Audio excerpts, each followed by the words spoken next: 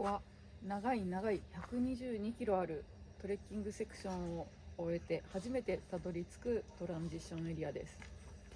ただいま現地時間で夜8時なんですが、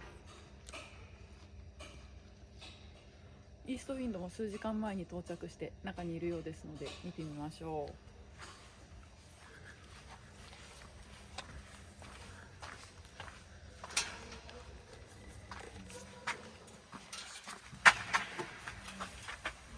ここで選手は休憩して、なんか荷物が置かれているところに残念ながら1人の選手がちょっと体調を崩してリタイア離脱することになってしまったので、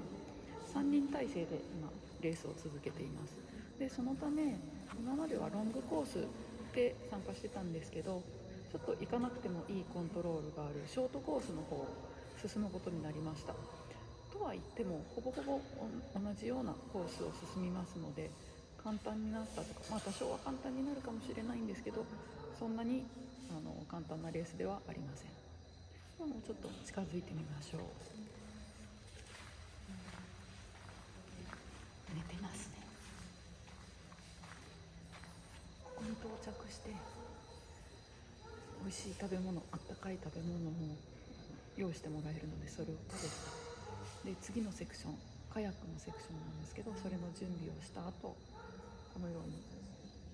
昨日濡れたテントを干したりしながら自分たちも体を休めています。この後日が変わるぐらいには出発していくっていうことですので、本当につかの間の休憩だと思います。この先頑張ってほしいですね。